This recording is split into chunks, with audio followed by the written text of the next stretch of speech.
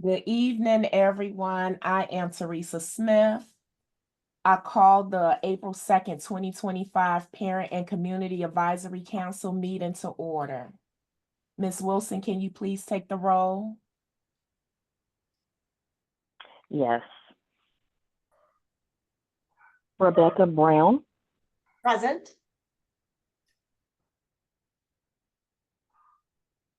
Sharice Holden,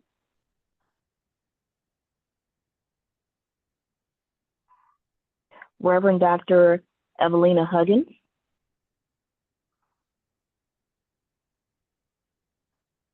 Carletta Lundy, Present. thank you. Myshira Durden, Present. Latanza Wilson, present. Halen E. Lobo Correas, Christopher Smith,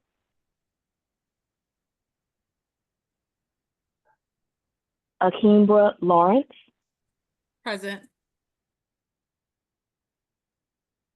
Teresa C. Smith, Present. Dolores Millhouse, Present. Elsaida Hinton, Present. Sade Davis, Present. Dr. Sheila Jackson, Present. and Robin Welsh. Present.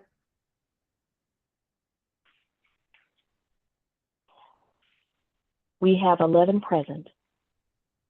All right, do we have a quorum? Yes, we do. Excellent. All right, guys, so today is World Autism Awareness Day. Every year on the 2nd of April, there is increased awareness about autism in adults and especially children. So I took the time to look up the prevalence rate for autism. And according to the CDC, approximately 1 in 36 children in the US are diagnosed with the autism spectrum disorder.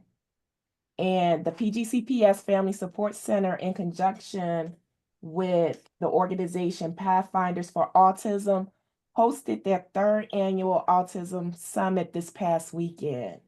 A wealth of information was shared with families. So now I just want to welcome you all to our meeting this evening. Item 1.4, adoption of the March 5th, 2025 meeting agenda. I hope you all had an opportunity to review the agenda today. Are there any objections with adopting the March 5th, 2025 meeting agenda? So move that we accept the agenda as provided. Is there a second? Seconded, Ms. Lundy. The March 5th, 2025 PCAC meeting agenda is adopted. Item 1.5, approval of the March 5th, 2025 meeting minutes. The March 5th, 2025 meeting minutes were posted to board docs. Are there any corrections to the minutes as posted? If there are no corrections, the minutes are approved. The next order of business is the report of the chair. Tonight, we will have a guest, Mr. Nick Greer, who is the parent representative for the Maryland. I'm sorry. He is the parent representative for the Maryland State Department of Education. We will hear more from him during discussion item 2.3, which is the power of presence, parent voice in education. The next agenda, the next discussion item that I have is related to information that we received from the Board of Education. I need to hold just 1 second, guys. I'm sorry.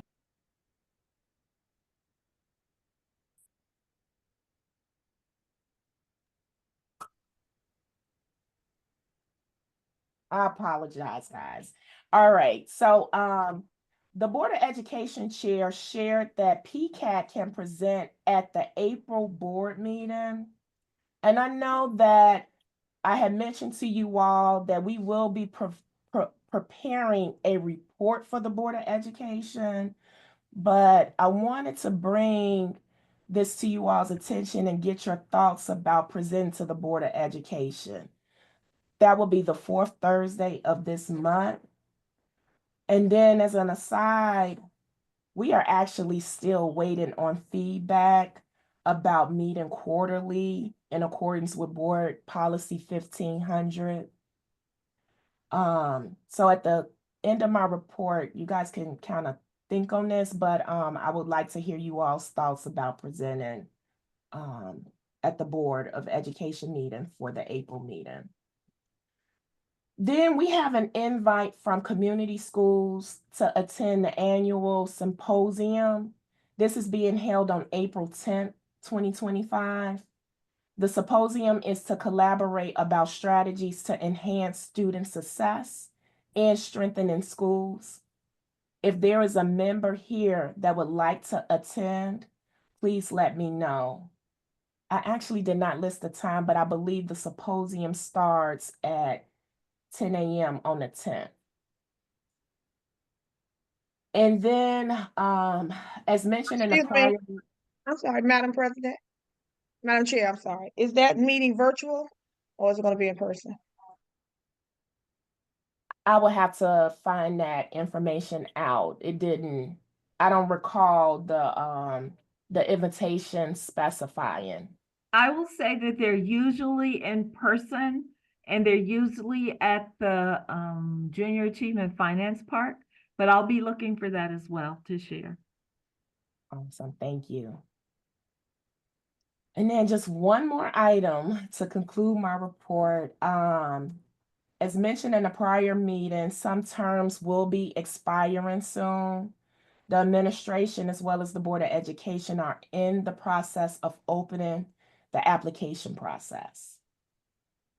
This concludes my report. Are there any other questions? Yes, I want to share that it is in person. The email states that it's at 8 a.m. hosted at JA Finance Park. Breakfast and lunch will be provided. Thank you. Thank you for looking that up for us. Board Member Walker. Hey there, everyone. Thank you so much for acknowledging me. I recognize I'm not a regular part of you guys' meeting. I am the board liaison for those who are going to be watching the replay. I did want to address a couple of things that you mentioned inside of your report, so I'm glad I'm here tonight. The first is we do want to be in alignment from the Board of Education perspective for the quarterly meetings, and we're working to get there. So I do recognize that we did get input from the chair to have an 8-minute review in April. And I am very excited for you all to have the opportunity to do that, but I see that as an and. So I will be sending an email. I don't see that in lieu of the in-person meeting for advisement to the superintendent and to the Board of Education per policy. So I'm going to be responding to that tonight, but I also just wanted to, I know Mia's on the call today, and Mia, for that one, I'm excited that they get to come and do the 8-minute presentation, which I think that they're going to prepare themselves for in April, but that's not in lieu of the policy that we need to make sure we have advisement for. So I'll shoot that email and put you on copy. That's that piece there. The secondary piece for the positions that's opening up, I did have an opportunity to touch base with Quincy Boyd, who's the chief of staff and is the superintendent's liaison. And she is working on that process. I thought it was going to come out already. So I will follow up with her actually while we're on this call and determine what the next steps for that are. So I hope to have something for you before the end of the call. Thank you. Thank you for sharing that. So for our PCAC representatives here, do you guys have any thoughts about presenting to the Board of Education this month?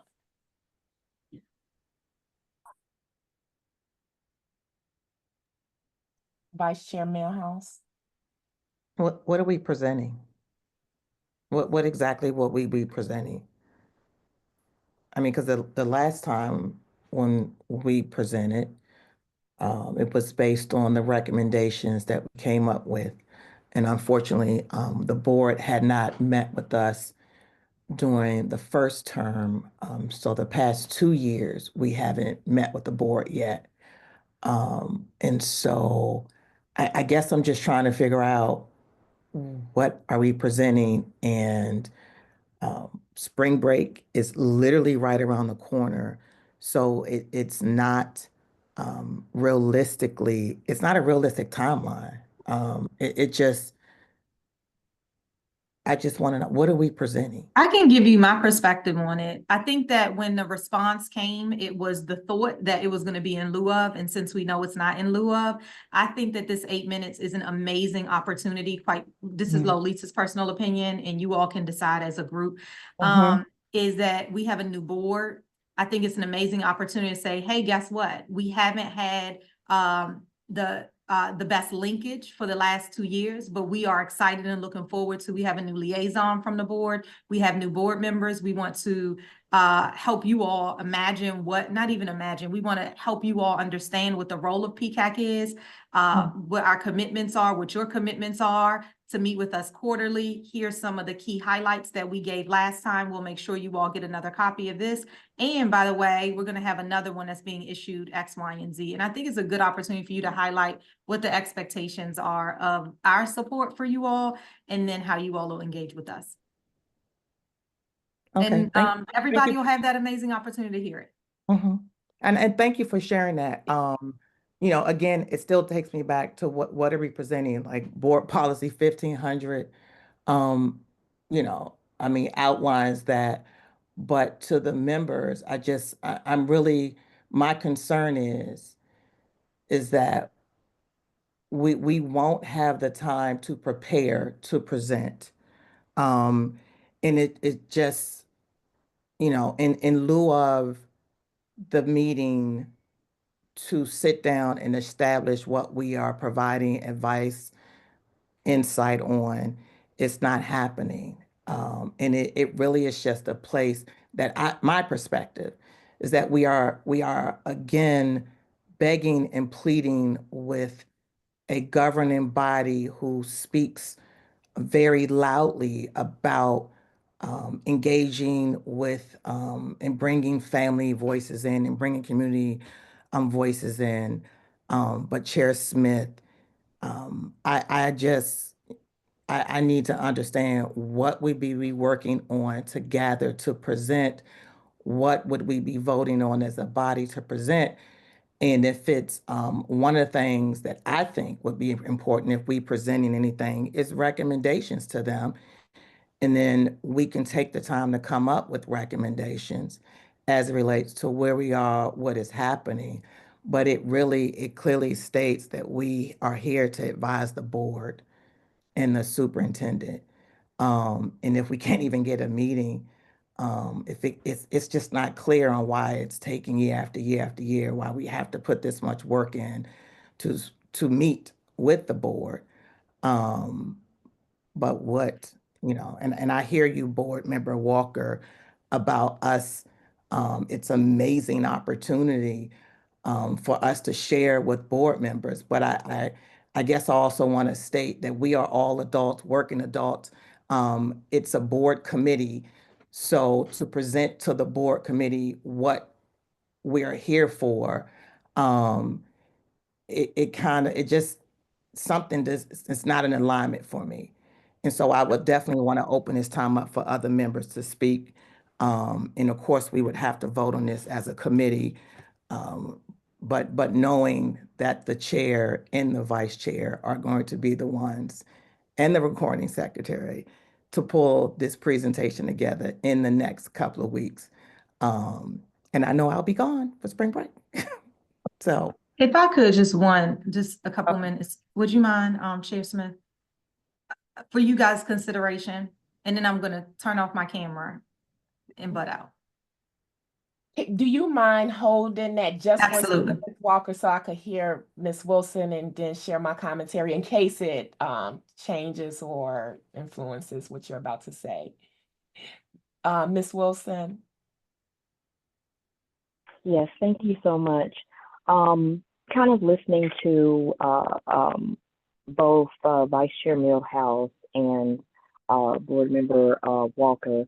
One of the things I was thinking that we probably, from our end, it would be most advantageous for us to be able to, again, reaffirm the policy and what our purpose is, because I feel like when I think about these meetings, the good thing about Vice Chair Millhouse, that she's kind of that voice in the back of my head that's always like, our job is to advise. And I think that what we probably should be presenting to them, or at least my recommendation, is that we probably want to let them know the scope of our job is to do that.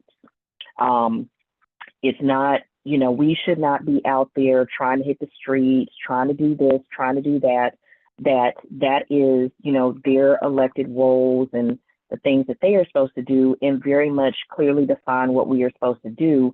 And then essentially say, we want to essentially try to start fresh by ensuring that we're grateful that we were able to have this meeting. And we want to ensure that if we're going to be doing this on a quarterly basis, that they understand that that's what we are going to be doing, is presenting them different recommendations as pertains to policies and things of that nature. And, maybe have some that we can essentially note for them that we are going to be closely looking at, voting on, and maybe have a goal of the next quarterly meeting to present those to them so that they have an idea of, what will be coming down the pipe. So that's what I'm thinking. I just always try to think of what Ms. Vice Chair Millhouse stresses, so that, when she is no longer here, her voice still lives on in, let's stay within the scope of our work. Thank you. Ms. Lundy?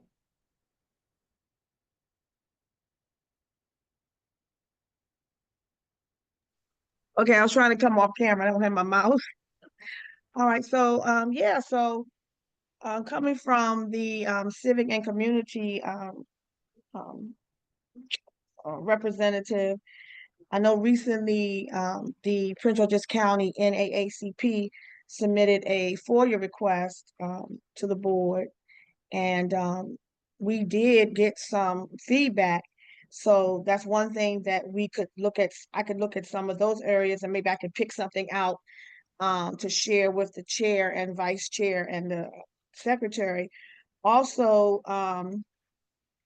might want to talk about, it'd be a great time for introductions. I haven't had an opportunity to meet the newly appointed District 4 representative, which is the district that I'm in.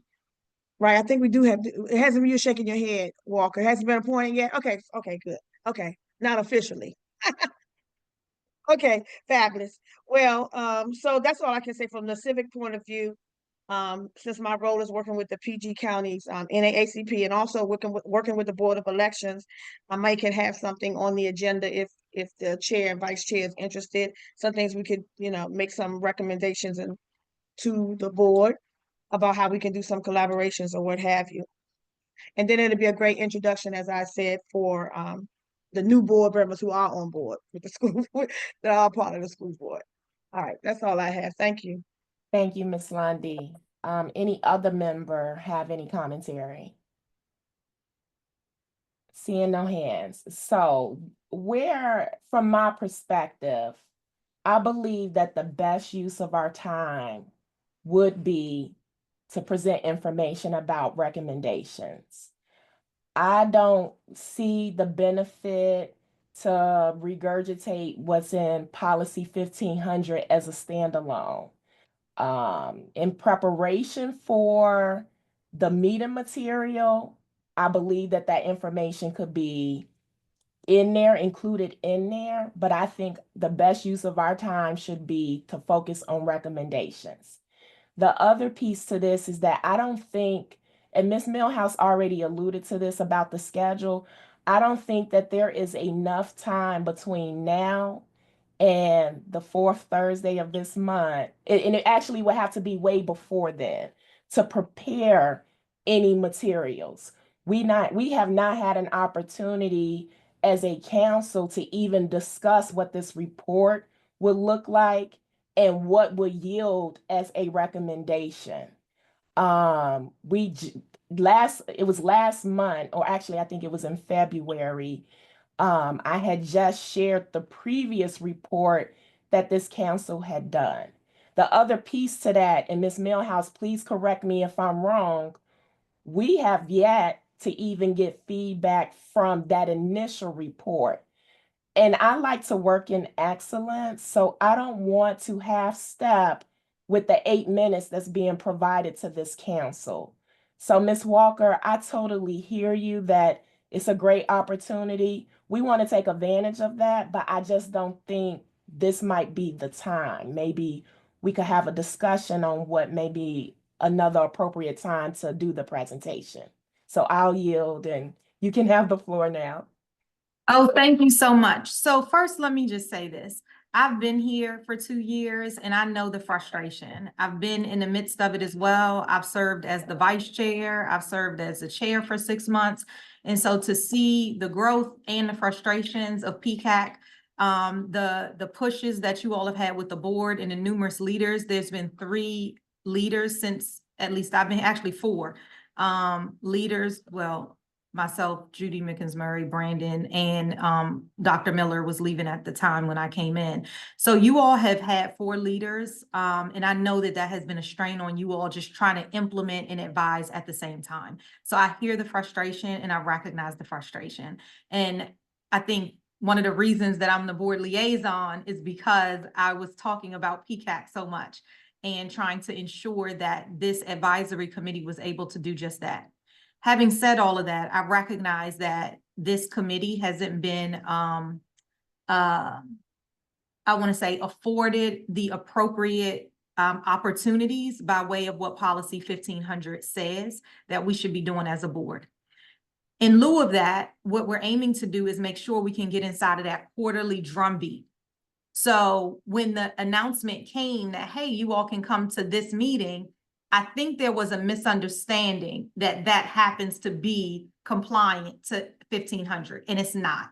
So the work I have is to go back, and what Mia has now understanding is that what 1500 actually says is that there needs to be a meeting with the Board of Education, with PCAC, and with the superintendent, so that we can be advised, period. So that's the group that's in the room. And it's not a presentation to the board that the superintendent happens to be sitting in. So that's why I'm saying this is an and, not in lieu of. So I don't want people to think of this as this is the quarterly meeting that we're trying to drum down in 8 minutes.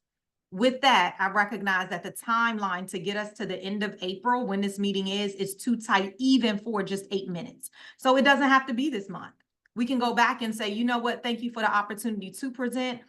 We think there might have been a gap in between this actually being that, but now I'm going to take it off and I know that they're separated. So with that, there is no push to present this month. Maybe it's next month you come and you do your 8 minutes, or the month after that, you tell us what the right one is. But I do think that if that opportunity is granted and we can say, yes, we want this, this is the month, then it does behoove us, in my estimation, you all, not behoove me, but us collectively with me as the board liaison to say, hey, we've gone through 4 chairs, various vice chairs. We have a brand new liaison. We've gone through X. We feel like we're inside of a steady place at this point. And so now we're regrounding this new board who's here for a moment. We want to set expectations and also tell you all what this, what our plans are. Here's our timeline. Here's what we gave you all. We haven't heard input, but guess what? You all are here now and we're holding you accountable to do that. And as a matter of fact, here's our quarterly drumbeat that we would like, that we've aligned, and that this is what we'd like to see. And I think that's the opportunity to do that. So that's the only piece I'll say. And I'm here to support whatever it is that decision you all make. It's not to push you to do anything that doesn't make sense. It's for me to be here to support you and help to move any barriers that happen to be inside of the way. Thank Okay. you. And fair Okay. enough. Is there any additional commentary on this item? Hearing none. So, Representative Walker, we will follow up with you, and as well as Ms. Barton, and then we'll figure out. Okay, what- thank you. Great. All right, so let me get to my next item. All right, so 1.7, report of the superintendent designees. I realize that this is actually a last minute request, but because we do have this full agenda this evening, I would like to ask Dr. Jackson and Ms. Welsh, if you could limit your reports to be between 7 to 10 minutes. So the chair recognizes Dr. Jackson. I am delighted that you've asked me to shorten my report because again, I'm in Atlanta right now and I did have a shorter report. So let me just be very quick. I want to thank everyone for your participation in large community events. Your presence makes a difference. So, you attended our partnership breakfast that we held early in March, the Autism Summit. I know I saw Chair Teresa Smith there. We actually had a superintendent community forum last night at Fairmont Heights High School. The Family Institute sessions, District 7 session. So thank you all for all of your presence in the community. It makes a tremendous difference. I also just wanted to say thank you again. Last meeting, Mr. Morales was with me and we presented. And since then, we've been meeting because we have been talking about how does the Division of Communications really update and make its presence more relevant and more meaningful for parents. So there's work going on to address the concerns that were asked, that were given to us about the website, about our communication portals. He wanted to let this team know that in our meeting, when we come back in May, we plan to have a robust plan of all the changes, a report of all the changes that he has instituted to make sure that comms is more responsive to our families. And then the other thing that I will just say, the last thing that I'm impressed that he has pushed me and my team a great deal about is making sure that we are more boots on the ground ourselves. So you will see more of us out in schools where there are problems. For instance, last night we had a big group from Ellen Ochoa at the community forum that had some tremendous community concerns. Our team met with them while they were there to strategize with them, to help them begin to address some of those concerns. And we want to make sure we're doing that even more often with any school that's having engagement concerns or whatever the concerns may be. So they don't have to worry about the going up the chain of command. But when they raise a concern, you have people who are ready to go into action to support them. So that is all my report for tonight. And I look forward to Mr. Morales being with us in the future. Thank you, Dr. Jackson, and great way to consolidate all of that good information. So thank you. Are there any questions for Dr. Jackson? All right, the chair recognizes Ms. Welsh. Good evening, everyone. First, want to let you know that right now we don't have any policies out for public comment. But the two policies that will be coming up on the April 9th Policy and Governance Committee meeting will be the policy on purchasing and the policy on debt management, just to let you know. And of course, you're always welcome to come to those meetings as well as provide public comment in the beginning of the meeting. So, and we do welcome, the committee does welcome any comments that we receive from the community because we take them very seriously in the policy development. I also wanted to share that the legislative session is about to come to an end. It'll be ending on Monday night, the 7th. And so there's been a lot of different bills that have been moving through the process. I will tell you that as soon as we have a handle on which bills did make it through, the first thing we intend to do is try to do a calculation of how many unfunded mandates were in those bills and what that cost might be for the school system. The big bill that is out there and is right now sort of between the House and the Senate and is really concerning for everyone is the Education Excellence Act, and it contains a lot of the blueprint funding and what that means. And I'm not since you've given us a time limit, I won't go through all the details in that bill, but I will point out one piece of the Senate bill, which is very concerning. I will say the Board of Education, they have provided written testimony twice related to advocating for full funding, both for the per pupil foundation amounts, also for the collaborative time money that was supposed to be eventually calculated into the foundation funding, as well as community school funding.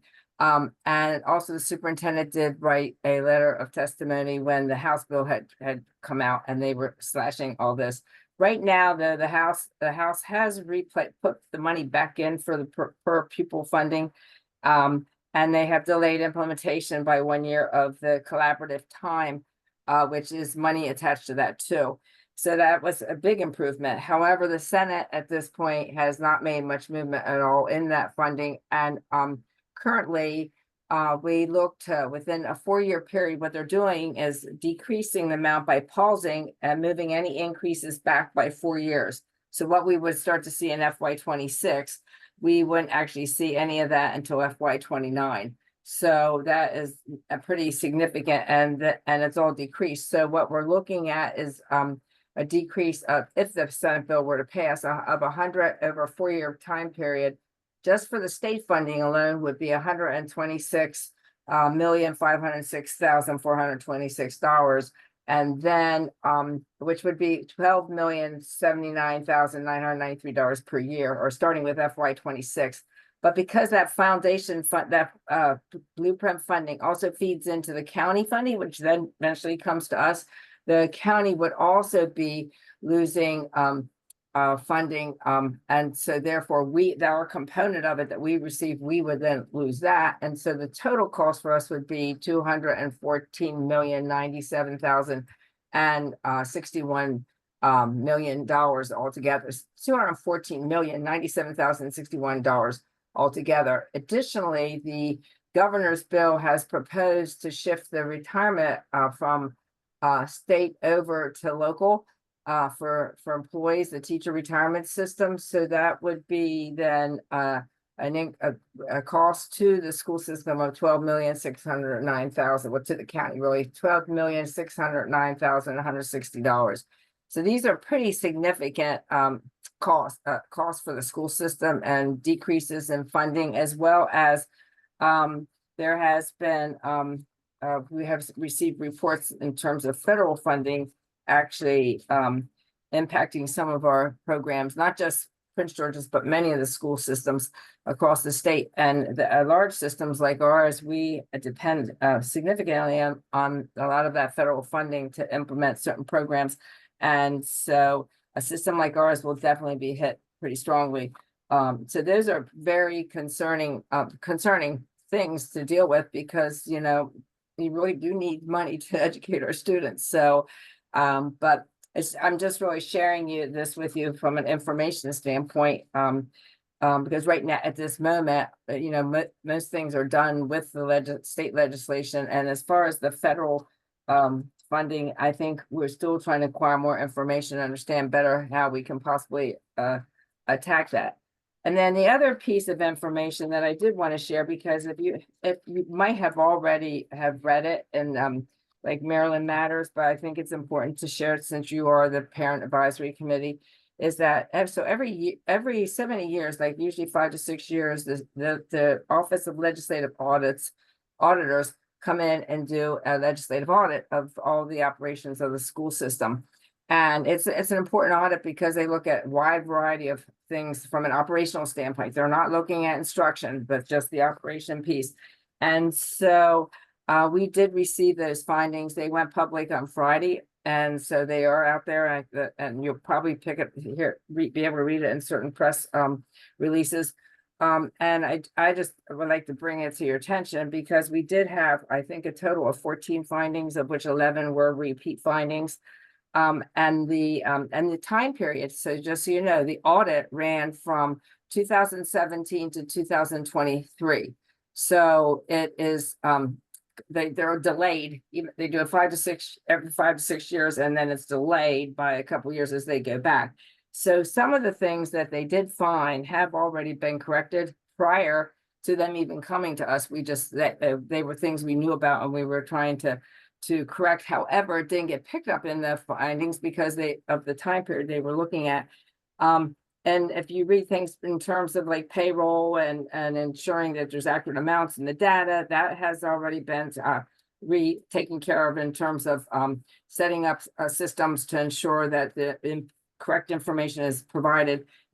From an IT perspective, you can't actually put that many figures into for a payroll, for pay for someone, and that there's monitoring going on. And of course, Mr. House had contracted out to have transportation services audited, and that audit, he has taken the information from that. And so many of the things that the OLA audit picked up, has already been addressed through the transportation audit, where they have been working on many of the concerns related to transportation. However, there's still many other findings that have to be addressed, and the superintendent is really working. He'll be working with each division to make sure they have targeted action plans, and that there's more enhanced oversight with strengthened internal controls and accountability measures, and also increased training and compliance monitoring, and then regular progress reporting.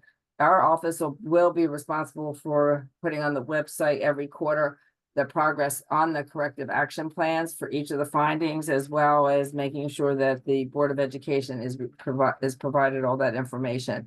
So I just wanted to bring it to your attention because it is something that we just received information about, and we will be working hard. It was not during the time period that Mr. House was here, so he does welcome this challenge, and he's going to move forward and do what needs to be done so that we can get all these things corrected. So that's it. I think I didn't go over my time period. Thank you, Ms. Welsh. Are there any questions? All right, hearing none. Oh, wait, yes, there are. Not a question, just a quick comment, or maybe it is a question. Ms. Welsh, it would be great, and thank you for sharing all of that information, and as well as the information about the audit. What would definitely be helpful is to know, I know everything just hit with the federal government advising MSDE last Friday about the reduction of funds, or the holding back of funds, I should say, about 350 million. And so I definitely, I'm hoping that our board and school leadership are looking at how they will communicate the impact to the community as soon as possible, because I see it talks about special education, it talks about tutoring programs, and in reading the article and reading the information and reading the letter from Dr. Wright, it does appear that this is for the current FY period that we are in, and which will definitely also then have an impact on the next FY period, right? So I am hoping that, I know this information just came out, but the school year is about to end, right? And so whatever information that they can provide to kind of ease and get in front of the story, because we are getting the information from the external, the media and everyone else, prior to getting it from the schoolhouse. but what we're not getting is the impact or the potential impact. Thank you. Thank you for sharing that. Ms. Walker? Yes, I just was gonna add in, thank you, Ms. Welsh. I just was gonna add in that as you read this lengthy, it's a 76-page document for the audit. One of the things I was gonna say is if you start from the back, then you can really see what the responses were for each of the findings that's there from each of the individual chiefs. So I know that some people that started reading it hadn't quite gotten to the end, and I just wanted to share with you guys that the responses to each of those by the chiefs are in the back of the audit. And that's actually a very good point, because I did get a question today saying, why would you agree to this? And I said, did you not read our responses? And they said, where are the responses? So that's a good point, Board Member Walker. Awesome. Thank you for sharing that. Ms. Lundy? Yes, and we don't have a chat, but I couldn't say I was stepping away. So yeah, with respect to communicating to the public, whatever would be communicated through the communications department or division or what have you, that would be on the main page or so, because I definitely would like to have access to that immediately or as soon as it's available so that I can do what I need to do as far as sharing and, just what have you. Is that amenable, Chair, Board Member Walker? Oh, that Where you would want to that have information- access to, yes, I think what I'm hearing you say is that when the superintendent gives us the information for the continuation of the progress, that you want to have access to that, or are you talking about the audit Yeah. document itself? Oh, no, the first thing you said, and where would it be posted? Yes, public. so, right, so let me take both. The first is this audit report. Do you all have the audit report? If not, I can make sure I send that over to you all. Do you all have that? Chair Smith, I'll send it to you. I no don't worries. have it. Yeah. Okay, I'll send you the audit report where you two can see in the back of the audit report, each of the chief's feedback to those findings. So I'll send that to you in a moment, okay? So that you can send it to everyone else. The secondary part is that the superintendent and team are working on some public facing information that they will put on the website, and they'll give us the link. As soon as I have the link, I'll make sure that I send it to you, okay? Thank And you so much. also to add to that, we will be putting a chart up with each of the findings, the corrective actions that are going to be done, and then progress on completion of those. And that'll be a quarterly update. And I can also give you the link to that so that you can see the progress that the school system is making as they go through and address each of the findings. Thank you. Board Member Walker, do you mind just sharing that with Mia and she'll send it out to the PCAC members? Oh, okay, absolutely. Caught Thank me you. right in time. Ms. All right, Barton, you already have it? But I could forward it to you as well. You don't either? All right, coming to you. No, I just sent you a text asking you to send it to me. Okay. Great, thank you. I'm just doing a time check. I don't see our guest speaker here just yet, so we'll continue right along with the agenda. I would like to recognize Vice Chair Millhouse. Can you please provide a status update from the Bylaws Committee? Yes, thank you, Chair Smith. We meaning Ms. Akimra Lawrence, Ms. Lundy, our civic engagement, Ms. Lawrence, our District 5 representative, and Chris Smith is on the committee. And Rebecca, I thought you were on the committee. I'm not sure. If I sent it to you in error, you are now an honorary member of the Bylaws Committee. Okay? But we met March 27th. We had a very robust conversation. And what we did was we worked through all 4 to 5 pages of the bylaws to make sure that they align with the most recent updated policy 1500. Some of the recommendations that we will be sending forward to you all include making sure there was a component in there that talked about that I was, like surprised with, that I overlooked, that about us being on camera. And that's why I mentioned that tonight, about when we're voting, we're taking vote, that individuals have to be on camera in the meeting. One of the things that we did also suggest is that this is a meeting of professionals. We're here to advise the board and superintendent.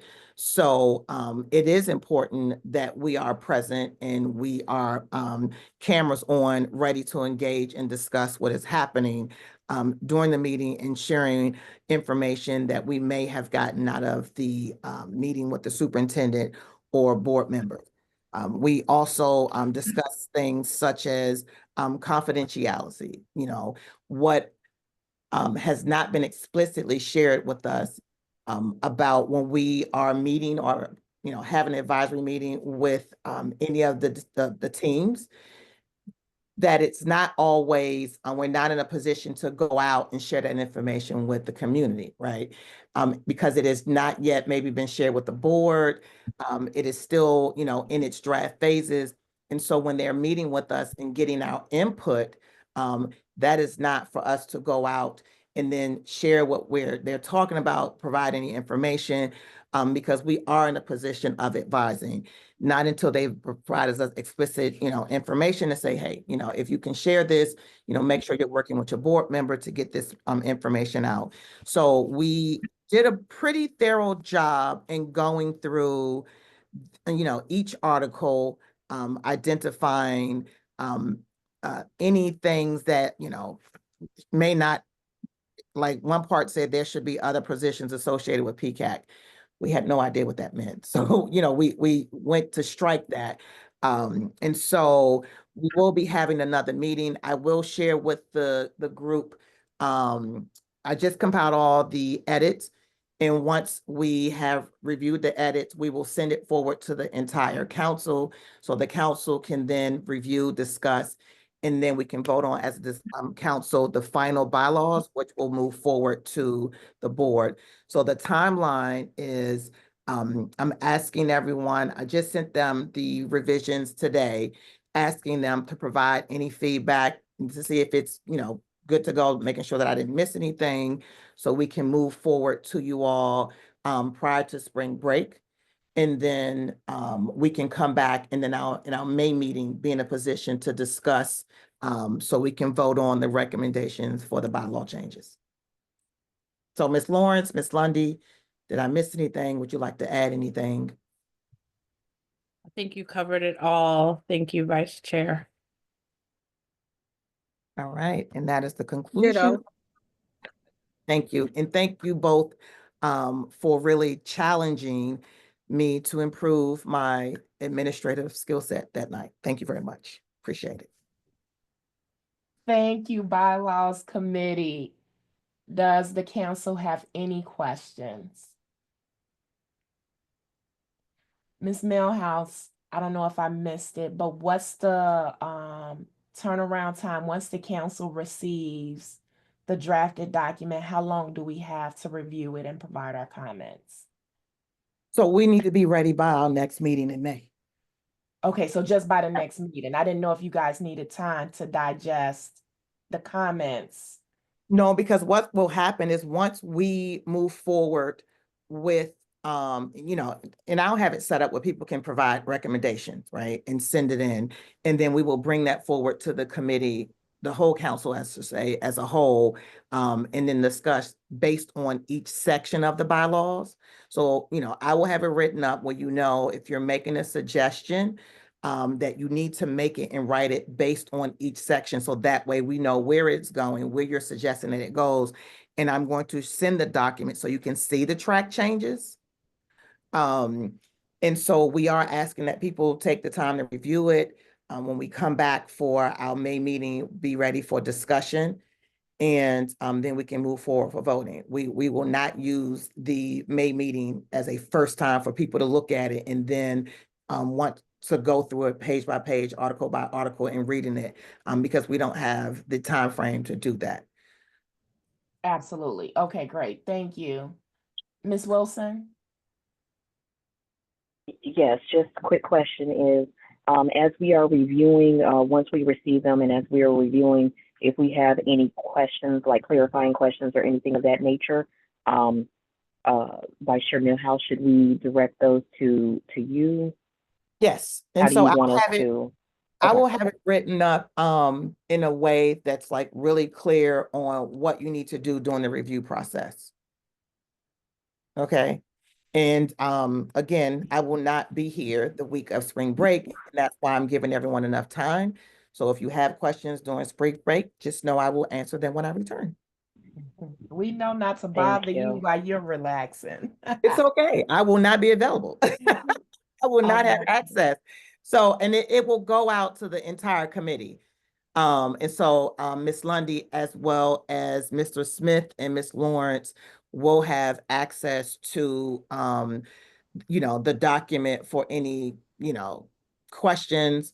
But everyone else will go on as the document as a reviewer or a commenter, but you will not have full added access to the document. The only individuals will be the policy committee. And so that way we will be able to see any comments that are made. Everyone will be able to see the comments that are made. And then Okay, so our response. we won't have the ability to make any changes, just commenting. Right, Gotcha. yeah, because we don't Oh. want to mess up the formatting or anything or have any changes to be made that we can't recover. Understood. I appreciate controls. All right. I don't see any other hands. I did want to take a pause. Ms. Barton, I still don't see our special guest this evening, so I just wanted to see if you could just do a check to see if he may have been placed outside of being a panelist. And I'll go off camera real quick to make a call. Sounds good. Okay, so So what I next- did, I sent him the Zoom link earlier, like around, I believe it was 9 or 10 this morning. I sent it again around 2:30 and again around 5:30, I believe. But then I copied it and sent it directly to his email address to make sure. So he should have it about 4 or 5 times. So Okay. I'm not really sure what's going on. Okay, sounds good. Thank you, Ms. Millhouse, for checking in. The next agenda item is related to parent engagement, and Dr. Jackson briefed us slightly during her report out, but I would like to ask our member, Ms. Lawrence, to share any additional updates that you would like to provide just from the parent perspective, what you all gained from that discussion, not what you guys gained, but just as a representative of PCAC, from being a participant in these discussions with Associate Superintendent Morales.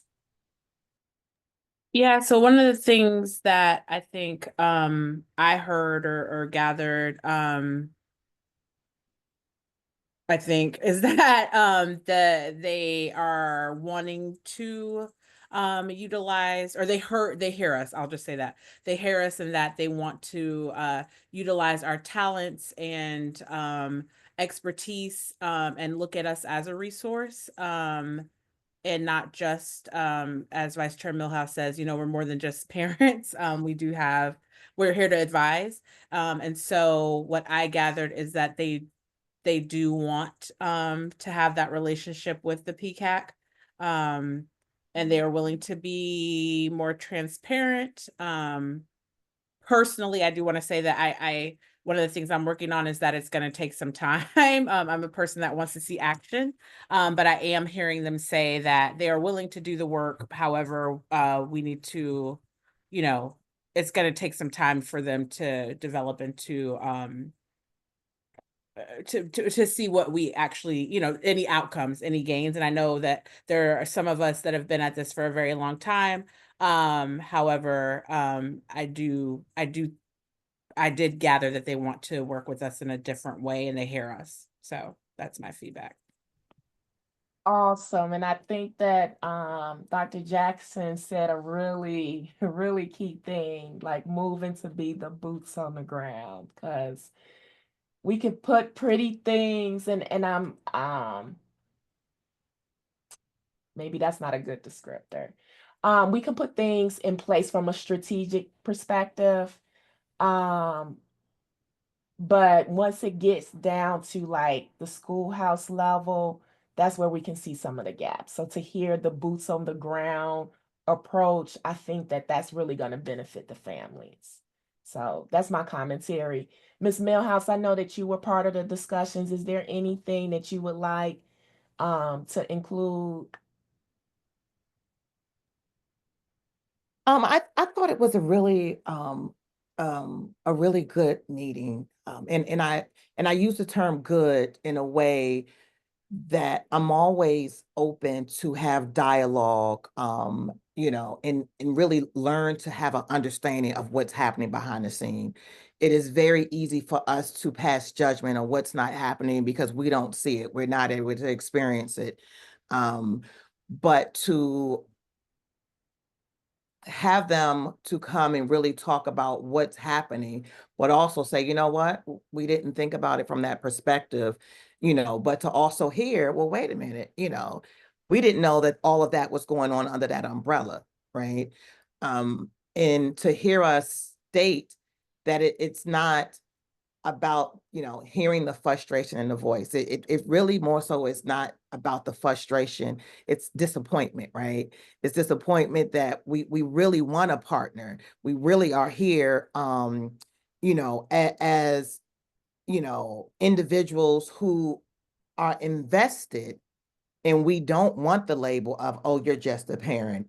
We don't want to be seen as individuals that don't have the knowledge, skill, and ability outside of raising a child, right? We're all professionals who have careers, who are working, who have been in the workforce. And so, it was just really good to hear the growth that they are having, as well as saying, hey, be patient with us.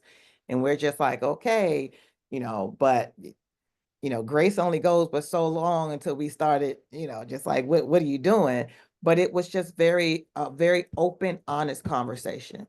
And I felt like we got an opportunity to not only advise, but we also were given an opportunity to listen, because we still were just like, okay, well, we need to see ourselves in the mission. We need to see what that looks like in the vision. We need to be able to access the website and know where to go. Like Ms. Lundy is saying, where do I go to get the information? So if I can see as a community partner, how do I make sure that I am keeping my my sphere of influence connected to PGCPS, then it's easier to tell the story about why we need to partner and wrap our arms around it. And it was good for the members that could come. And so I am excited that every time, you know, when we get the invitations, we know that they're not always, at times where people may be able to take the lunch break to come and jump on for the hour. But because we have to do a lot of things under OMA, um, being able to have members, who can come and then report out to, from their perspective on what they heard, what they were able to see. I think it's important, because Teresa, if it's okay, Chair Smith, if it's okay to speak on this, to bring them into that executive meeting. And that way it's not just the executive, the executive committee speaking, with the superintendent at that meeting. But you're hearing from the other voices, right? And I do believe it is, if there is something that may be burning, for NAACP, and say, hey, from an advisory standpoint, from the faith-based community, from the union, that we add that to the agenda, and then say, hey, we bring you on so they can hear it from your voice. But we are really working to make sure that it is very inclusive, and everybody's voices are heard. And so that's what I felt at that meeting, that it was a very open, honest, transparent dialogue, and nobody walked away feeling attacked, feeling like it wasn't about a partnership, about us, all growing together and really working to be better partners in education. Thank you, Ms. Millhouse. And this was really a good segue because I wanted to thank Mr. Smith and Ms. Lawrence for being active participants. Some of our leaders, they constantly see Ms. Millhouse and myself. So it was good to get fresh perspectives. And of course, realizing that everybody can't be there. So I do believe that the two of them represented the rest of the voices of PCAC in a great way. So I just wanted to publicly say thank you for availing yourselves for this opportunity. I'm looking forward to the growth, the changes, realizing that we can't accomplish everything overnight, but that was our key opportunity to see what it is that we can do. And there may be some accountability, or we may, as a council, may be holding them accountable. Because I saw how the team captured all of the notes and trying to make sure that our voice is not silenced in this process, because we want to see things come to pass from what we discussed. So Okay, he are there is any coming. questions? He's trying to, it's a little problem right now. Okay, no problem. So Are I'm there sending any stuff. Are there any questions or feedback when it comes to parent engagement from you all? Hearing none, but again, we had great dialogue. We had an opportunity to follow up with the superintendent, so more things to come behind all of this. So Ms. Millhouse, you said that he is trying to make his way here. Yes. Yeah, I just resent the link that Miss Barton sent Okay. to another email address that he can access at this time. Okay. Great. He just Um, joined. Awesome. Mr. here. So this is perfect timing. Oh, good. I'm so sorry. Oh, it is okay. I would like to take the opportunity to do a brief introduction for you, and if you want to add anything, by all means. So Okay. Nick Greer is a member of the Education Transformation and Finance Committee with our Maryland State Department of Education. He has over 20 years of experience in Maryland education with a deep passion for equitable systemic reform. He currently consults with education and nonprofit leaders on initiatives related to strategic planning, organizational, and talent development. So, Nick, we welcome you this evening, and you have the floor. We put you right on the spot. Oh my gosh. Well, hello everybody. It's good to hear and see you all. I'm profusely apologetic. I don't have access to my board email when I'm out and about, and I had to be at another event tonight supporting my partner Smitha, who is an MC at an event this evening. So, but I'm trying to do double duty here. I appreciate Dolores for reaching out and getting me back in here. Thank you. I really, I think the introduction is wonderful. I think happy to talk about anything you all have questions or interest in, but want to talk at least a little bit about a couple of things that impact parents in Maryland, given that I'm the parent member on the Maryland State Board of Education. One is that one of the things that I'm really trying to better understand and would love to hear from you all on is how the relationships feel with teachers and schools, and how you feel like you have either a sense of belonging or don't have a sense of belonging in the classroom, and have a better understanding of what it is that you need to do as a parent in order to play the role of being what I call the first teacher. Because we are. I'm a parent too.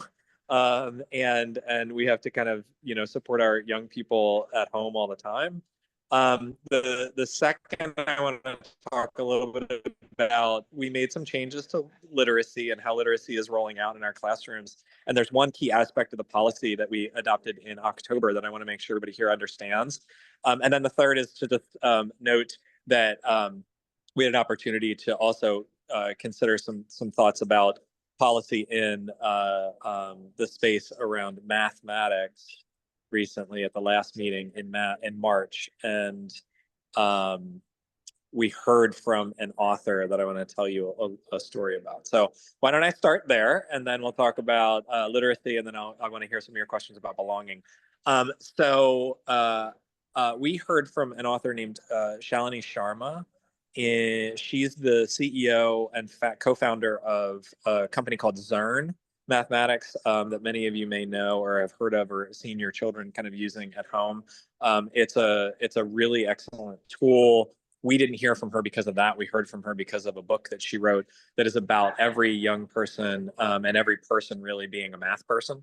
And so the work that we're doing in mathematics right now is around adopting a policy that ensures that all of our young people really see themselves as a math person. And so we're focused on that. And the reason I wanted to bring this up first is because she said something that I had never heard before. She said that she traveled the world to better understand how young people learn math. And they have a ton of data and everything in their own program in Zearn, and understanding how students kind of approach math and how we teach it best. And one of the things that she learned when learning how to help young people recover and begin to see themselves as being math people was that it takes adults in their life to say, I believe in you. She said that belief is a pedagogy in the rest of the world, except in America.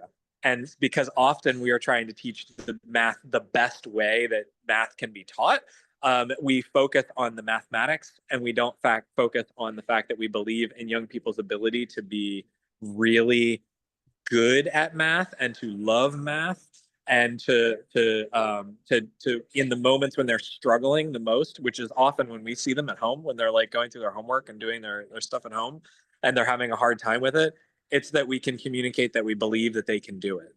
And our educators need to do that. I know that. I'll handle that part on our side, but also as parents, I think we need to hear that message often.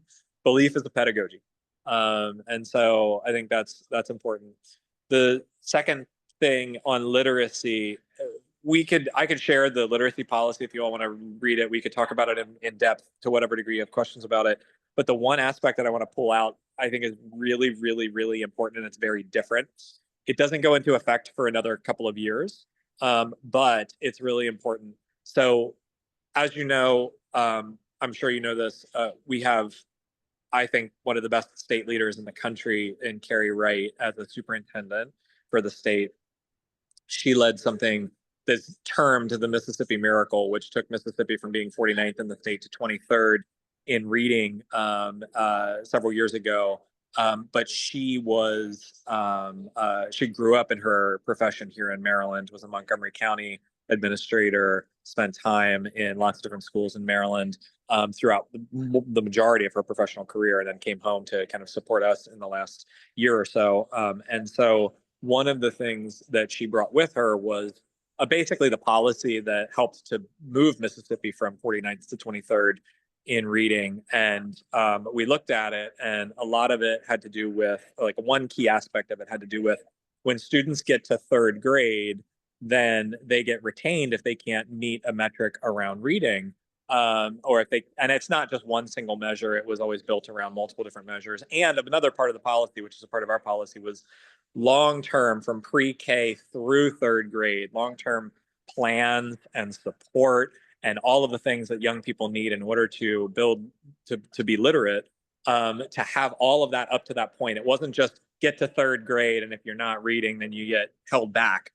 But still, we looked at that policy, and we didn't like the kind of what we called automatic retention kind of aspect of a policy. And so what we did was we actually brought parents into the equation in a really, really important way. And we'll see how this plays out in implementation. But we looked at it more as not an automatic retention. We looked at it as an informed consent process, in the same way that you would need to have informed consent around research if that was being done, medical procedures, or even IEPs or anything like that. And so what we did was we sat back and said, schools need to be in partnership with parents in order to make a decision about whether or not a child should be held back at third grade based on their reading levels on multiple batteries of assessments. And so what I think is really crucial here is this is not a waiver. It's not like parents can waive their child's right to learn how to read. And it's also that schools are supposed to, in a couple of years, begin supplying parents with what are the risks and the benefits to retention, because we know that the research is really mixed on this. And it's also really crucial to know that, you know, students that are held back and given the proper supports can actually recover and begin to exceed their peers. But we also know a lot of research shows that they lose that ground starting in 6th, 7th, and 8th grade. And then there's the social impact, right? So like young people who are held back in third grade or retained in third grade struggle a lot to maintain some of the same relationships that they had socio-emotionally and everything like that. So we thought it was best that we actually begin to partner and have teachers and schools partner with parents in a really like important way to look at what is best for this young person in this situation. And then parents have to make a decision, caregivers have to make a decision alongside the teacher who's the professional, who's saying, in my professional experience, I believe that the best course of action for the young person is either retention or not retention. Here's the risks and the benefits to that. And that's, I think, really, really important. And I want every parent, every caregiver in the state of Maryland to really understand that and to know that that's coming in 27, 28, as far as something that schools have to do and teachers have to do to build that relationship with you, which is part of like my overall personal mission to just help parents get back in the classroom in a productive way, which is kind of where I'm heading in the belonging question. Like, how does it feel? Like, how do you all, like, I know personally as a parent, I also have an education background. I was a teacher for 8 years in Baltimore City, 7 years, sorry. 1 year was in Pittsburgh before I got here. And then I worked in administration. I worked at the federal government at the United States Department of Education in 2010 and 11. I spent time in district administration in Baltimore City. And, you know, in a lot of different ways, I've seen education in and out from different vantage points. Even my daughter is 10 years old, and my bonus children are 7 and 9, and they all go to the same school. Even when they come home with needing help with their reading homework or their work, like their homework, I'm like, I don't know how to help you. Like, and so I have to like kind of forge a relationship with parent or with teachers. And I don't know how that feels for other parents. Like, do we feel like it's okay to reach out to make that connection point, and do you feel welcome in the classroom? And if not, what would you need in order to feel that way? And so that's the big question I have here, but also would love to hear any other questions you all might have. And sorry if there's any background noise. If it's too hard to hear me, let me know. No, we heard you just fine, Great, just great. fine. You actually look like one of this. There's a administrator that I follow on social media, and you look It's not just me. like him. Oh, that's funny. Oh my goodness. So I really like your question that you're pinging to us about belonging. So are there any members that would like to step up first to answer this question, give some feedback there? I, of course, have some, but I want to yield to you all. Ms. Wilson. Yes. First, I wanted to thank you so much for coming here and speaking with us tonight. It is very much appreciated. And thank you, Chair and Vice Chair, for, you know, ensuring that this happens.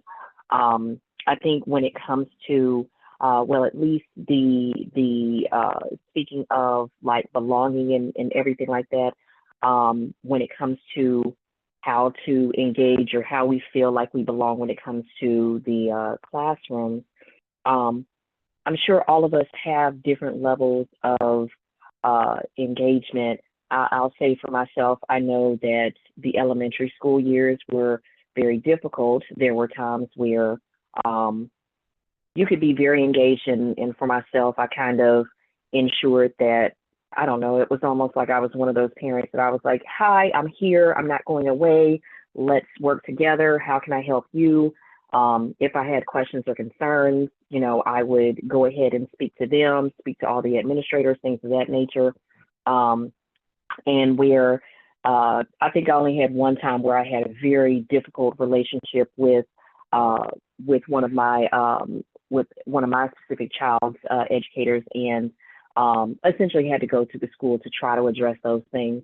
But I think that over the years, there's been a number of us parents that have worked as a team to essentially try to ensure that the teachers felt supported, they felt safe with being able to engage with us, because to me, a part of the issue, at least in our specific situation, is many years before a lot of us got to the school, there were incidents that happened that created, I think, like a rift in the relationship with parents and teachers. And over the years, unfortunately, we've had some very traumatic incidents that have brought the school together over the trauma. And I think that that has allowed us to try to have more meaningful relationships, in the fact that we have a principal that is really trying to deal with things such as bullying, things of that nature. And so parents are able to communicate better with a lot of the teachers, and parents are able to communicate with each other a lot better. Our school, we kind of have like an extra element of culture, language, things of that nature. But I do think that that is there. And, you know, for my particular area, I hope that would be the case for all, but I recognize in being here with the PCAC that I've definitely heard and listened in on parent meetings at our Board of Education where that is definitely not the case, where they are able to feel heard, or when they engage, they feel like there's a deaf ear played. But I'll say for myself specifically, I definitely feel like the ears are always open. Thank you, Ms. Wilson. And if you could you state the district that you represent? Yes, District 2, my apologies. No problem. Is there any other representatives that would like to share?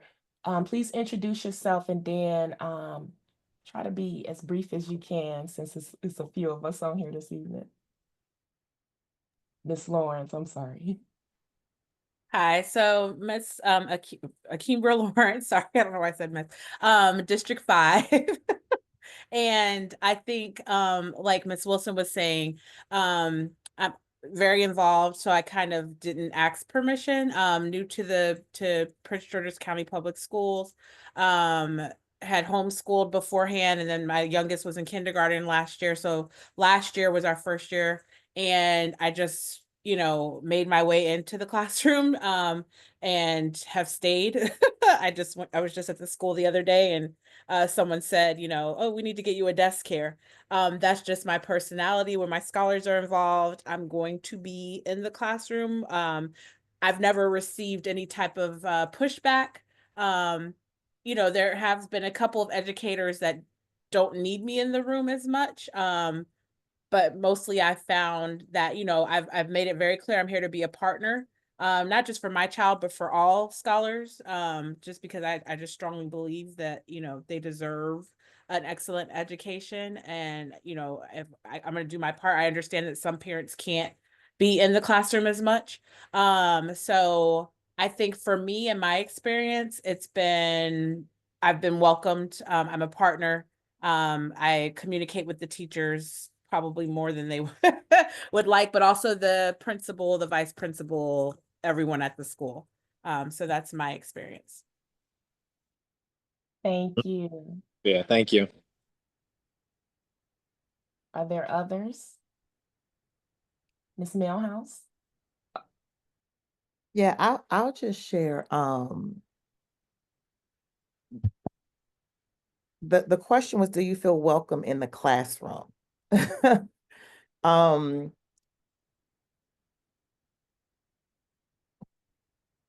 I'm not sure how to really answer that. I think it's also,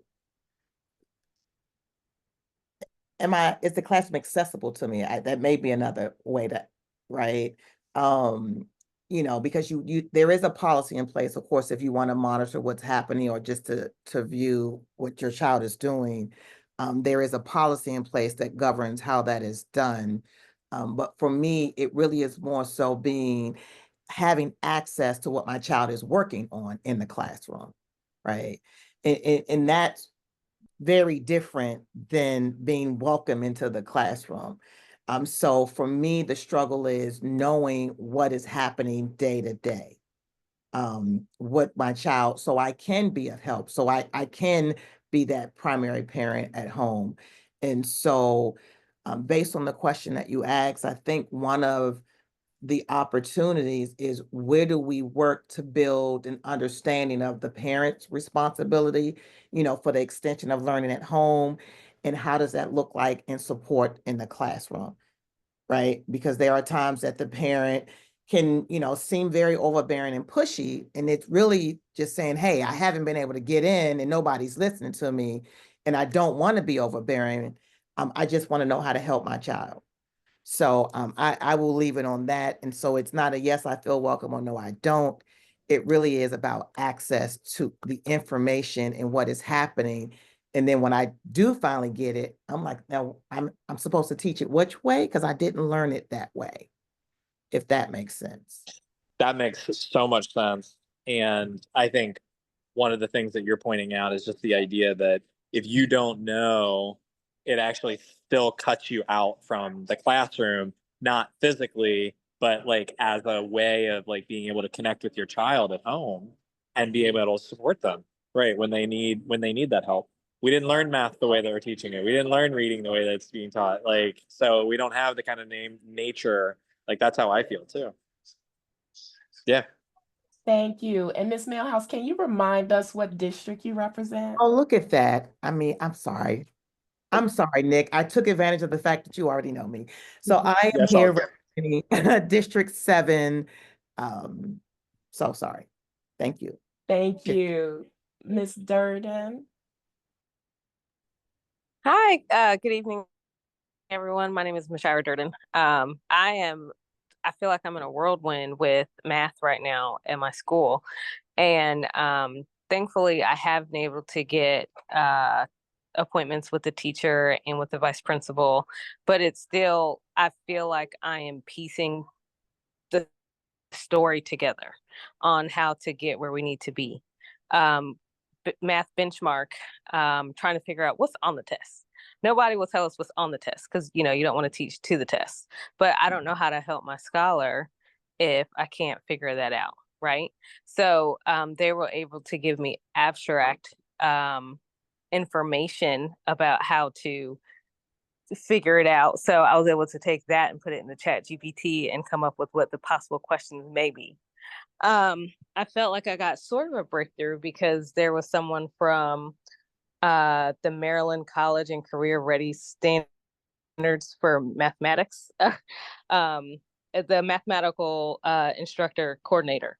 I guess it's from the county. They were able to come and speak at our PTA meeting, and I found out that the county has a letter to the parents handbook on how to help with math for grades 1 through 5. The issue I ran into there was trying to print it. There isn't a printable version of it, but it was a helpful resource. So I am still working through it, still trying to get there.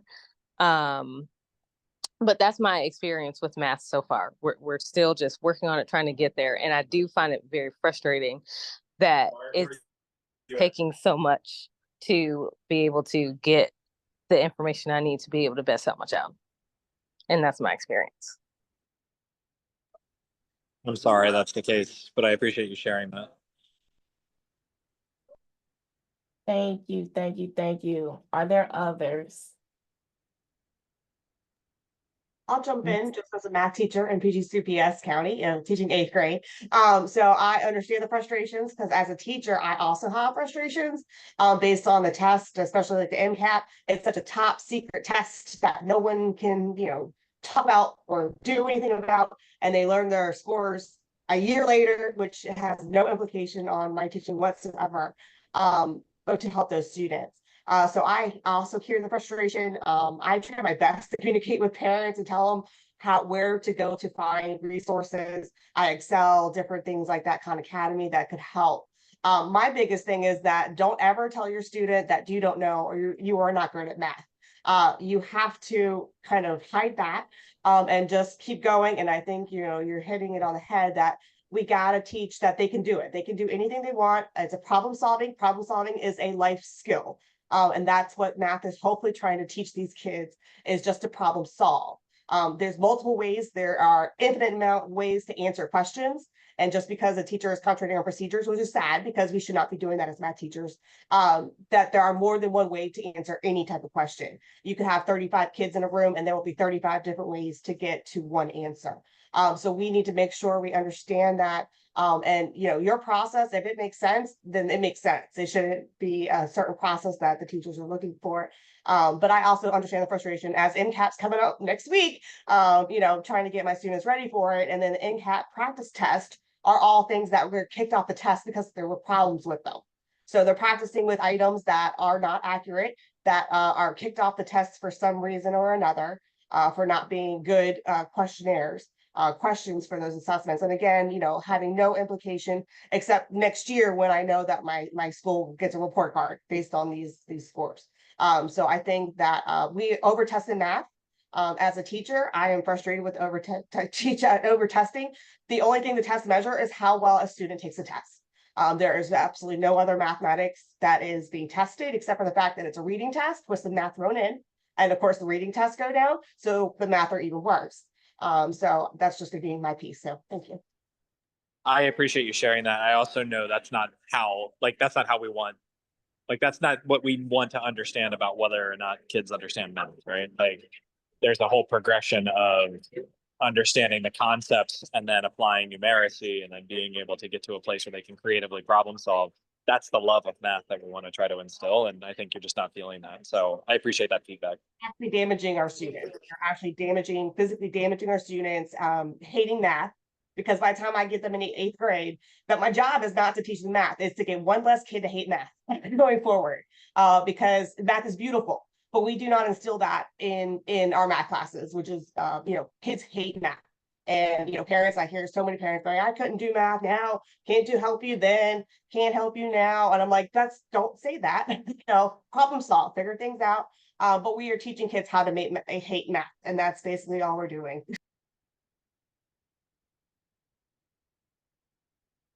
Thank you for sharing, Ms. Brown. In a moment, I'm going to go off camera, but I'm still with you. I just don't want you to have to go outside. It'll get dark and stuff like that.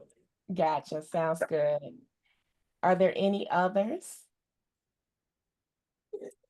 Well, I will take the opportunity and share my experience. So I am Teresa Smith. I am the chair of PCAC, and I am also the District 6 representative. And I want to preface my piece by stating that I am a parent of students with disabilities. So this is like the premise of my overall engagement in the classroom and then even beyond the classroom. So up front, I do have one question for you, Mr. Greer. And that is, do you have any advice on how to deal with the fear of retaliation due to engagement? I strongly believe, as Ms. Lawrence stated in her piece, that parent partnership is key to a student's success. As a parent, I have felt that when I advocated for my children and even others specific to this population, it was not well received at the schoolhouse level. The rumor mill starts, and then I had to create thick skin to just get beyond the negative commentary and see big picture in my personal pursuit. And it's been hard in some cases being in the classroom because I think that teachers may think that I'm going in there to try to see if they're doing something wrong when I'm really just trying to be a partner in this process. So I believe that once my school teams really realized that I wasn't backing up in my advocacy efforts, that some teachers started to engage with me. And when other team members kind of saw this and they spoke, they made it known verbally, on what my true intentions are, I think that that kind of helped me navigate this partnership aspect. So again, the only question I have, and really as encouragement to other parents, if we have a fear of retaliation, how can we deal with that? Get over that fear? So I'm gonna come back on camera. I'm outside now, but just to say, like, I really appreciate you sharing that fear. I want to just honor that that's a real fear when you're standing up for your young person, your scholar, your child. Like, you are doing the thing that you're supposed to do as a parent. You're protecting them, and to feel like you're being like cut out of the process is unfair to you. And I'm sorry that that has happened and that it happens. Not that it's me to apologize for, but like, honestly, that is it. I apologize. And I think at the same time, I would talk about, it's easy for me to say, like, there's structures in school districts like the ombudsman for this process or mediation process or anything like that that exists in order to protect you. But I don't know. I think, like, you can take those avenues, but I don't know if that feels great. I think the only thing I can say is I hear the fear, and I still think it's important to stand up and do it, and to keep pushing through it. And if you feel like you need the support, then that's where things like the ombudsman or mediation or anything else can kind of come into play. And honestly, I think I just want to note you're doing the right thing. Right. And I had an experience, just to tell a story, where a person that we knew through the family was experiencing some challenges around distrust of the student who's been a straight A student and a great scholar for a long time. And the school started to say, you're using AI now, right, in your work, right, in order to get your work done. And we've proven it by using these tools that really are flawed. And so the parent advocated and felt like they were hitting walls everywhere. And so then I made a connection with a mediation group that's tried to support. And I don't actually know the outcome right now, but I do know that we got a thank you from the student themselves just last week. So I think, like, it takes work, it's hard, and I think that it's important that you keep kind of stepping up on behalf of your child. Thank you for sharing that. Yeah. Miss Lundy. Hi. Welcome, Mr. Greer, and thank you, President and Vice Chair. I keep calling you President, Chair, and Vice Chair. A promotion, right, for everybody. My name is Carletta Lundy, and I am the Civic and Community Representative for PCAC. My children, they did progress through Prince George's County Public Schools. They are 36 and 39 now. But listening to all of this, where we are today, I think different. I'm always outside of the box. So I wanted to ask you, Mr. Greer, have we surveyed our schoolhouses in some kind of way to find out where it's working, and to see those teachers and who are working with those parents where it works, where it's a success, and so that we can do a PSA, maybe we can do a video, we can give some examples, some training on something like that, how that might help where other schoolhouses may need some help. And I also want to say that I think we need to reimagine how we do our parent and teacher nights. I think we need to reimagine those. We need to get creative about making those a look, I would just remember going to class, rush, go to class, talking to a teacher. And then when you got more than one child, oh my goodness. For me, I had two at the time. So it was thank God they were at the same school. But when you have more than one child at different schools and you are a single parent, like I was at the time, it can be challenging. So how we run our parent and teacher nights, I think we need to reimagine all of that. I don't know, we could work with Dr. Jackson or whomever as it relates to as it relates to our school district. So that's all I have. And again, thank you, Mr. Greer. Love seeing you. Thank you so much. Thank you. I appreciate that. I also love the idea of sort of reimagining the parent teacher nights. Agreed. especially for parents who and families that actually can't make it or have multiple kids in multiple schools, and it's difficult for them if it's on the same night or even at the right, right, exactly. Or like even having parents who just have jobs that don't allow them to be able to get there at that time. Like it's impossible to be able to do it for everybody and make it work. But how do we reimagine that whole situation so all parents feel like they can participate? Make a follow-up, I'm sorry. Maybe PCAT can have some recommendations. We can advise, right? Absolutely, All right. absolutely. All right, God bless y'all. Thank you. Are there any, or is there anyone else that would like to come to the floor? Ms. Millhouse. Yeah, Mr. Greer, if you can, you mentioned the new MSDE K through 3 literacy policy that's coming out. So it is going into effect not next school year. So we have 2 school years to go before it goes into effect, correct? Well, it phases in. So there's different phases of it that Okay. begin now and through through this year, this school year, and then beyond. So for instance, we're beginning to train teachers now on science of reading, which is kind of the first phase of the work. And then there's additional phases that, begin next year and then beyond. Mm-hmm. And so what I would like to know, because I read the policy, and I just kept reading it. And so in that phase-in process, where is the family engagement going to go, right? Where does that happen? Because that is also going to be a requirement to do training on how to engage and how to partner. How do we shift the mindset from telling the parent versus, having a robust conversation and engaging with the parent to identify what capacity they do have and what may be an opportunity to help them build more capacity. But was that something that was thought out as it relates to how does that go into the phased-in process? Yeah, so a lot of what you're talking about comes in the beyond the policy, it goes into the guidance around the policy. So it would be the implementation part.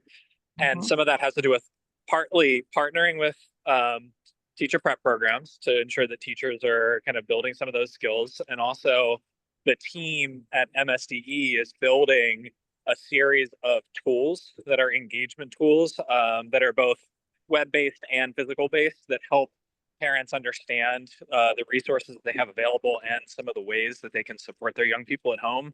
This is the kind of stuff that I'm, though, like, to be totally blunt, like watching like a hawk to some degree, or like asking about in the meetings that we have, because I want to understand better how, like, do these tools actually help parents and caregivers to understand how to support their young person at home and not just be sort of like, here's one example.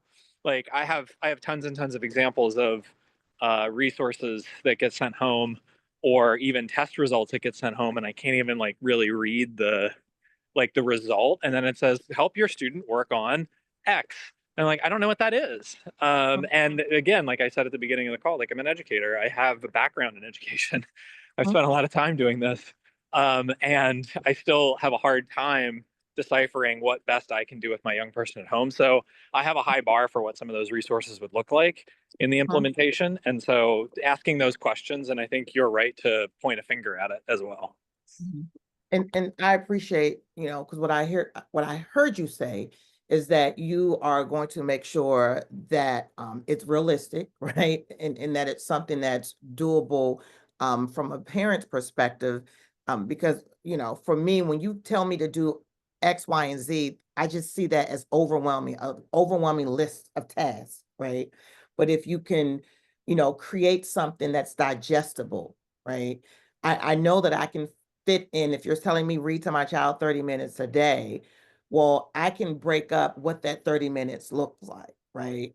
But having some guidance, because I did go through the policy and I went through it in a way to understand, each component of what it is, why do we need it? And what stood out for me is if you have to create a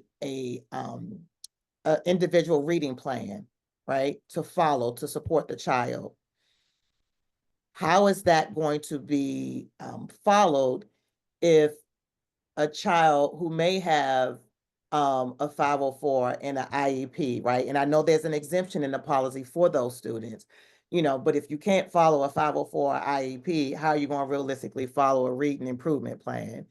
And then two, in creating the reading, and this is just more so to put in, you know, something to put in your cap while you're looking at everything, that if you are creating these plans, you know, in those discussions, there may be a time where the school may say that, hey, we need to address the child, right, for a 504 based on what we're seeing. So I didn't really see how that would be addressed in the plan because I was really trying to wrap everything around this retention piece. And what Ms. Brown mentioned from the teacher perspective, I think it is very important that we help parents understand that our language does matter, right? And if we are helping people to build that vocabulary and add into their toolbox on ways to address, yes, I may be frustrated. I may really, really detest the way they're teaching fourth grade math, but I love math, right? And so I'm not going to allow my frustration to roll over. And so it may be the same thing in reading. There may be a parent that may be struggling themselves with reading, right? And so how do I help my child at home if I am also struggling? So just, you know, I'm just very curious on how these things are being created. And we have by law the requirement to have these these advisory groups in each school district. And so how are those advisory groups, you know, a part of the conversation? Because I'm quite sure we have a lot of parents on here who have kids K-3. Like, thank you, God, that my children will not be in, you know, and I don't mean it in that way, but I am so very happy, right? Because I don't have to put one more thing on my plate. But we have people on here who are sitting in that K-3, you know, process of who can probably provide some input to what is being created. Yeah, I would love to continue to engage in that conversation specifically, because I think you all do have some of the most important elements of what we could kind of do better. I think when you talk about not only just having the resources at home and the expertise at home, I think it does take a lot. I really want to like pull out what you're talking about with the 504 and the IEPs. You know, we had a lot of conversation about if an IEP should, like, if a student already has reading in their IEP, should they also have a student individualized, like an individualized reading plan? And we believe that the IEP should be the driver, but it should have the same kind of resource access and support access that the individualized reading plan would have. And so those two things need to be mirrored in order for that to work. And so the hope is that we can coordinate and ensure that the services and resources are provided to young people in the way that the plan is devised, right? Does that really work? I just want to be honest and say, like, it all comes down to implementation. Will it really work? We don't know yet, right? And so we're just going to keep working. And I think it does take partnership and listening and learning with groups like community advisories in order to make it. Thank you. Thank you, Mr. Greer. I think that this has been a wonderful dialogue. I really appreciate all of the information that you presented to the council this evening. I thank you for engaging with us. To wrap this up, are there any last comments before we let Mr. Greer go on with this evening? Hearing none. So, Mr. Greer, I hope this is not the last time that we have an opportunity to engage with you. And again, thank you so much for your contributions to the meeting this evening. Thank you, guys. Thank you for having me, and I appreciate your patience with me being able to get on. No problem at all. Thank you. Let's keep talking. Sounds good. Thanks. Take care. You too. All right. So we are wrapping up our agenda this evening. Do we have any unfinished business? Hearing none. Are there any announcements from the respective districts?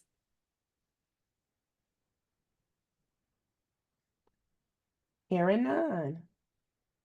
So may I please have a motion to adjourn the meeting this evening? I motion that at 8:49, we adjourn our meeting for today. 8:49 p.m. Do I have a second? I second Akimbra Lawrence. Thank you. So it has been properly moved and seconded that the April 2nd, 2025 meeting be adjourned at 8:49 p.m. Thank you. Good night, everyone. Good night. Good night. everyone. Thank you all. Thanks. Good night, everybody. Good night. Great meeting. Good night. Have a great spring break, everybody. Bye-bye. Too. Thanks. Thank you.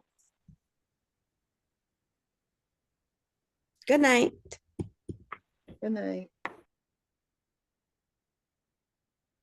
Ms. Wilson, did you need me for anything? No, I was typing up the last of the